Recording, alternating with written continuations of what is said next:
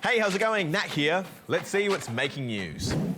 South Australia is looking to bring in some new laws cracking down on social media. Yeah, the state government's trying to figure out how it can stop people who are underaged from using platforms like TikTok, Instagram and Snapchat. At the moment, it's a free-for-all. At the moment, these companies are effectively operating unregulated. While most social media platforms have age limits, experts say they're not always properly enforced. So SA wants to make some new laws that would force them to stop kids under the age of 14 from joining or risk facing some pretty hefty fines. The government is now going to step in. We're going to ban kids from getting access to these accounts. The proposed laws also mean 14 and 15-year-olds would need parental consent to get a social media account, and that parents could even sue a platform if their child is harmed while using it. But there are still big questions about how all this would even work, and some reckon we should be trying to make online spaces safer instead of banning them. So what do you think of all this? I agree with the ban. I think that people under 14 should not be on social media. I think that some people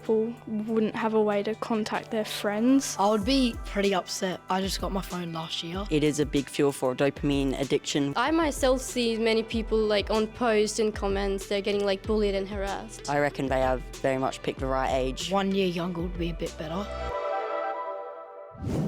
Boeing Starliner spacecraft has finally landed back on Earth, but it left something pretty important behind. Yep, the two astronauts it carried up to the International Space Station didn't make the trip home after the craft was deemed too risky to travel back on after encountering some tech problems. From a human perspective, all of us feel happy about the successful landing, but then there's a piece of us, all of us, that we wish it would have been the way we had planned it. Touchdown.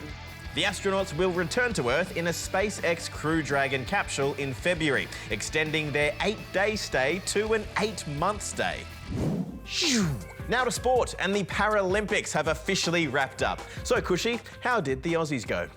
Pretty well, Nat. We finished 9th overall, taking home 18 gold, 17 silver and 28 bronze medals. Australia's final medal was secured by Madison de Rozario, who claimed silver in the women's wheelchair marathon. And as for the closing ceremony, well, it was action-packed, with Aussie flag bearers James Turner and Lauren Parker leading the way. Speaking of things wrapping up, the 2024 US Open has also come to an end. The men's title was taken out by Italy's Yannick Sinner after defeating America's Taylor Swift. Wait, what? No, that's not right. Oh, she was just there watching. It was Taylor Fritz in a straight sets victory. I did pretty well, I guess. Meanwhile, the women's trophy went home with Aryna Sabalenka after taking out USA's Jessica Pegula. I'm literally speechless right now. And finally, it's time to get muddy because this is the Mud Bowl. I'm not going pro in anything. I might as well feel like I'm still competing day in and day out. In this version of American football, players trudge through knee-deep mud while trying to reach the end zone. Yeah, I think I'll pass. Now it's time to plug in for these next stories. Oh, yep, that's working.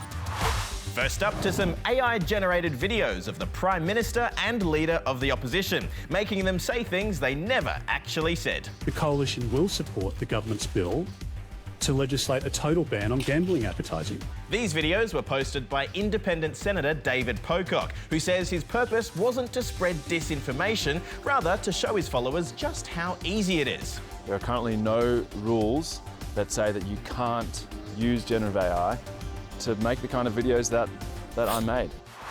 Now to a new invention that might one day be able to help us with that problem. A Chinese tech company has showed off a new software it's developing that can detect AI in videos. It works by analysing each frame of a video to spot little glitches and imperfections caused by AI manipulation, and it gives a rating based on how likely it thinks the video is fake or not. And finally, to the biggest phone in the world. It's fully functioning, fitted with cameras, speakers, and a 400-watt torch. It's like the sun! The lights! YouTubers Mr. Who's the Boss and DIY Perks teamed up to make the largest phone replica, coming in at just over 2 meters tall. And yes, that's a world record. It gives me great pleasure to present you with this official certificate. Congratulations, you're officially amazing. Oh, nice. Well, that's all we've got for you today. We'll see you tomorrow. Bye.